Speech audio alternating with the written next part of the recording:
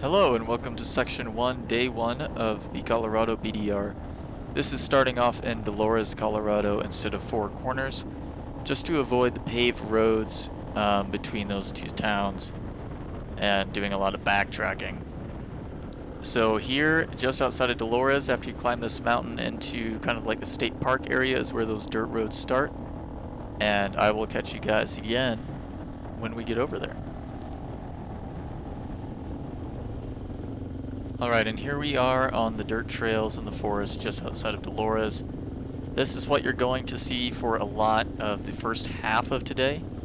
It's going to be pretty simple dirt roads, some puddles here and there, but nothing complicated at all. It's really just simple OHV trails in the state. So, but, you know, they make it pretty easy for you the first day. They really ease you into it, is what I noticed. And if you were to do the BDR backwards, I think it kind of works out the same way. All the difficult stuff is right in the middle. Now, up here is where I made a rookie mistake and wanted to have some fun and go through the mud. But unfortunately, just like the rookie I was at the time, I decided to come to a complete stop right before it. And so I had no momentum to actually make it through, and I suffered my one and only fall during the Colorado BDR, right at the beginning.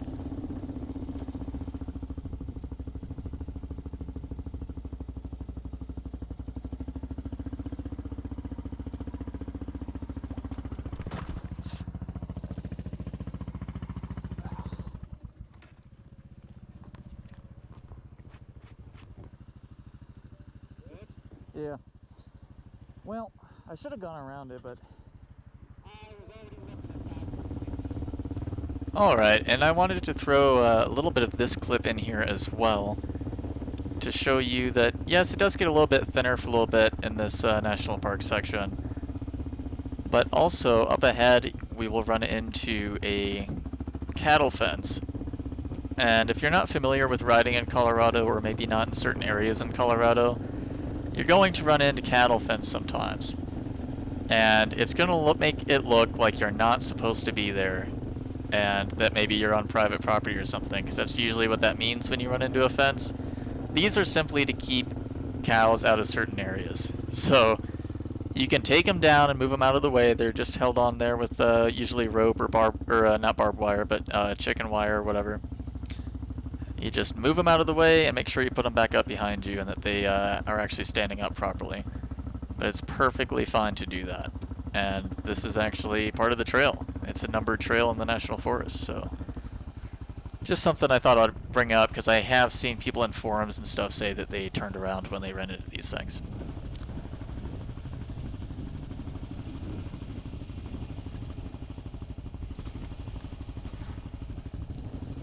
Still in the National Forest, this is probably the most technical part of the day.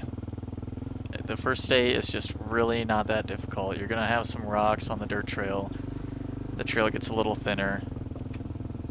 And, yeah. The first day is a little bit uneventful, but it really is a good way to kind of wake yourself up and get comfortable with your bike if you haven't ridden it in a while, and just kind of build yourself up for the BDR. And of course we see what all those cattle fences were about. There's that one cow they were trying to keep out right there. Not bad, not bad. I would eat it. Yeah.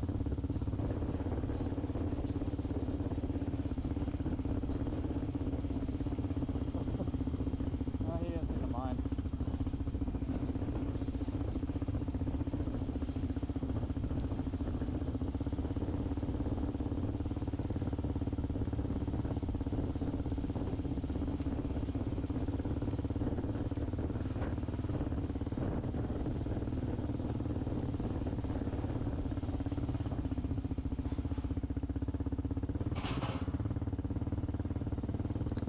And of course I had to throw in this little clip here of me almost running my buddy over.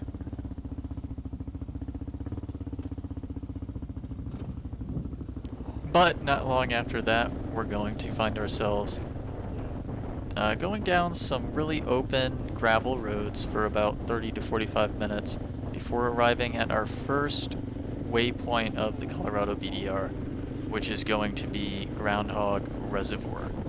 And back in the mountain over there on the left, that is Groundhog Mountain. It's a very beautiful place to take a rest. You do have to pay a fee to have a picnic here, and if you're not down for that, then I will point out a place that's about another 20 minutes down the road here that is also a very, very beautiful and nice, cool area to stop. But Groundhog Reservoir, we ended up stopping at a picnic table because we didn't see anybody to talk to about paying, and they made it very clear to us that we were not welcome there if we did not pay. But if you don't mind paying, I mean, look at that view. Alright, moving a little farther on, about 10-15 minutes down the road, we start heading slowly up some shallow mountain here. I'm not sure what the name of it was. But we run into some sheep and a sheepdog, and that was one of the coolest things I ever saw on the side of the road. Not every day you get to see that.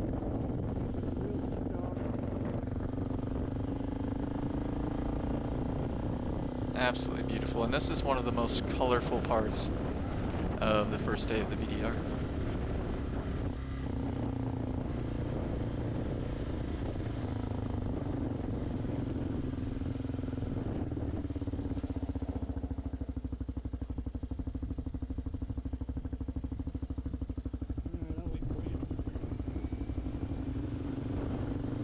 Continuing up that left turn that we stopped for there, we start going up some dirt switchbacks which take us up to the top of the mountain. And these are pretty easy, they're just a little bit rocky, but like I said, the first day is pretty simple. And coming up here around the next left-hander is going to be that secondary picnic spot that I would recommend as we ride under this beautiful fallen tree. I hope that's still there, because I would love to see that again. But right as you come across this corner here, you start to see those mountains in the background. And this turn, this curve area would be a fantastic place to put a blanket down and enjoy a meal with your friends.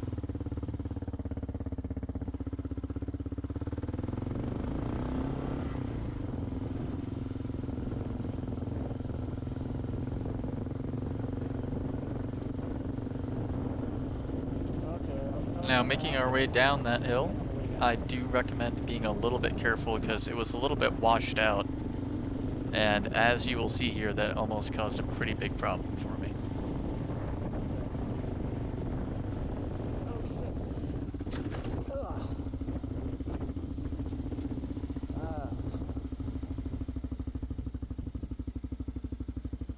Let's hope I didn't break any fork seals. Holy shit.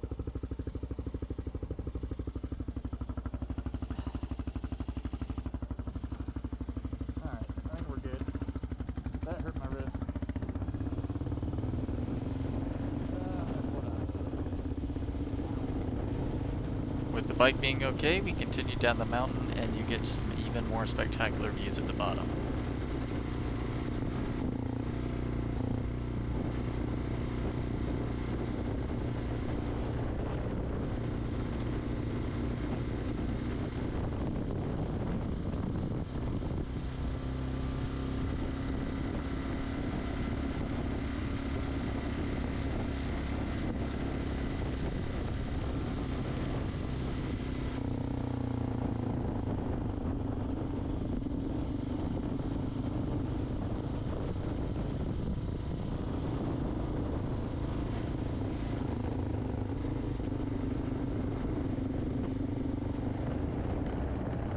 After that beautiful scenery, I'll leave you for a moment here with some third person of me riding around, as my GoPro had some issues recording for a little while during this section of the ride as we climb over yet another mountain towards the second waypoint of the first day, which is, I believe, Woods Lake.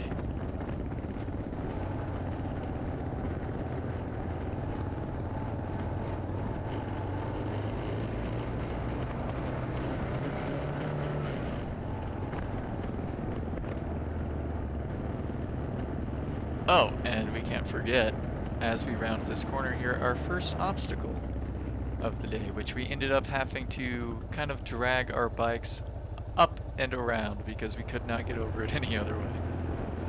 After getting around the last obstacle, just a few more minutes down the road, we run into the second waypoint of the day, which is in fact Woods Lake. Another great place to grab a snack, cool off, and explore around. There's a few little walking trails around. And since the first day is pretty easy, you have plenty of time to mess around here.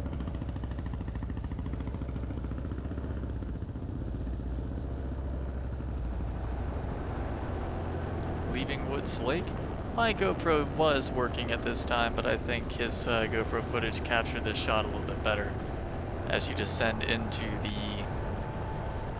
farmland and prairies, ranches, and everything. It's just a beautiful shot as the afternoon begins here. I believe it was about 4 p.m., 5 p.m. at this point. And at this point, you're just continuing down into the valley and down into Telluride.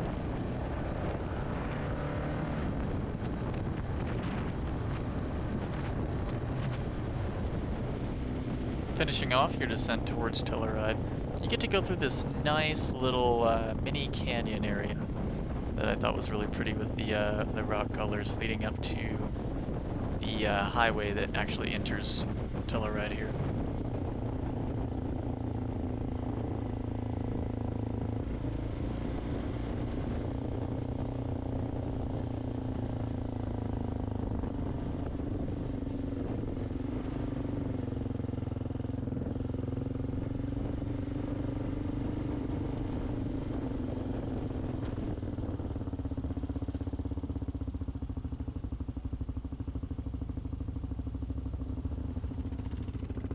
Alright, now that we're in Telluride, I'm going to leave you with the last few minutes of our ride into and through Telluride, where day 1 of the Colorado BDR has been completed.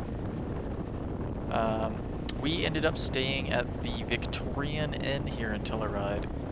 I will say all hotels along the Colorado BDR are going to be very expensive. They're all of the end locations for each day are in very touristy, expensive locations. The Victorian Inn can be had, though, for a little over $100 a night, and I strongly recommend it because it was extremely comfortable. It had a hot tub. It's right smack dab in the middle of town. You can walk to all the restaurants and breweries and everything if you'd like. And with that, I leave you in silence to enjoy the beautiful town of Telluride. Thanks for watching.